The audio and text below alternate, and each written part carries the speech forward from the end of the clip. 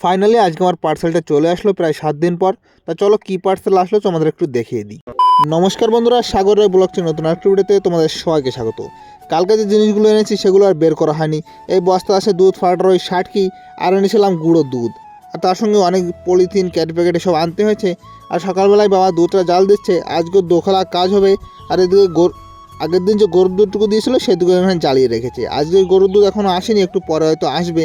আর এখান থেকে 15 কিলো মিষ্টি এইমাত্র নিয়ে গেল একজন, একটা অর্ডার ছিল। আর মা আর মোটো সকালবেলায় যে লাড্ডু বানিয়েছিল মা, মোটো এখানে সে লাড্ডুটা পাকিয়ে নিচ্ছে। আর মা ওদিকে আজকে রান্না করছে, আজকে আর মা মোটো রান্না করেনি, আজকে মাই রান্না করছে। তারপরে এদিকে দুধওয়ালাও চলে আসলো। দুধওয়ালা আজকে আমাদের দুধ দিল 7 কিলো 800 গ্রাম। আর এদিকে বাবার দুধ গরম করা হয়ে গেছে আর জাল উঠে গেছে। দুধটাও অনেকটাই ঠান্ডা হয়েছে, তাই এখনই দুধটা আমি কেটেও নেবো। বাবা দিকে খেতেও বসে পড়বে এখন, আর আমি এদিকে দুধটা জ্বালাবো। আমি একটু লাড্ডু পাকাচ্ছিলাম, লাড্ডুটা পাকানো ছেড়ে আসলাম। বাবা দেখো এদিকে খাচ্ছে, আর আমার ছানাটাও কাটা হয়ে গেছে। বাবার খাওয়া দাওয়া হয়ে গেলে আমি আর মোটো মা তিনজন একসঙ্গেই খেতে বসবো। তারপরে আমরা খেতে বসে পড়েছি। আর আজকে রান্না হয়েছে ফুলকপি আর আলু দিয়ে ভাজা, আর সিম আর আলু দিয়ে তরকারি, সঙ্গে আছে তেলাপুয়া মাছ।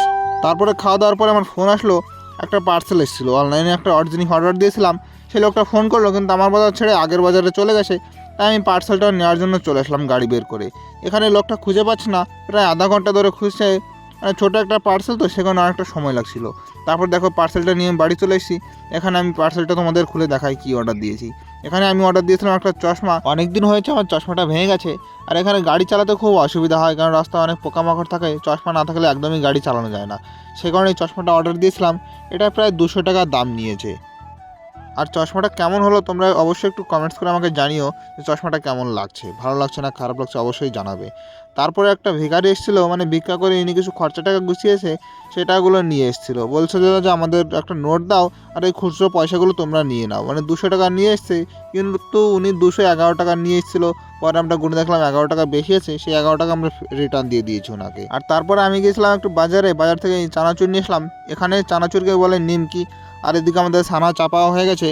আর আজকে এই চানাচুরগুলো দিয়ে মাখাবে মুড়ি, কারণ অনেক দিন তো আর মুড়ি মাখান খাওয়া হয় না। মুড়িও ছিল না, আগের দিন তো বস্তি শহর থেকে নিয়ে আসলাম মুড়ি, সেখানে এখন মুড়িও খাবো। আর এদিকে আমার রস বানাতে উঠিয়ে দিয়েছি। আর মোটর দেখো এদিকে মুড়ি মাখানো শুরু করে দিয়েছে। আর হঠাৎ করে দেখি দোকানে লাড্ডু নেই, তাই আমি এদিকে লাড্ডু বানাচ্ছিলাম, কিন্তু তারপরে বাবা চলে আসলো। বাবা এখন লাড্ডুটা বানাবে, আর আমি যাবো বাজারে। 200 টাকা নিয়ে আমি এখন বাজারে যাচ্ছি, কারণ বাজার থেকে আনতে হবে ময়দা, আলু, বাজারে সব বাজার করে এখনই নিয়ে আসবো। তারপরে এই যে 3 কিলো ময়দা এনেছি, আলু সয়াবিন রাত্রেবেলার জন্য নিয়ে এসেছি। তারপরে আমাদের দোখলা কাজই হয়ে গেছে। এই দেখো প্রথম খোলায় গাবলায় আছে, আর দ্বিতীয় খোলায় কড়াইতে রাখা আছে। দ্বিতীয় খোলাটা আজকে রাজভোগ বানিয়েছি, কারণ কালকে একজন নিয়ে যাবে, সেই কারণে আজকে রাজভোগ বানাতে হলো। আর মিষ্টি বানানোর পরে মোটো দিকে রান্নাও শুরু করে দিয়েছে।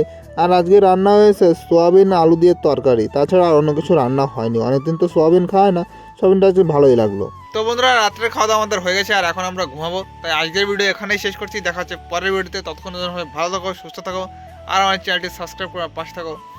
বাই।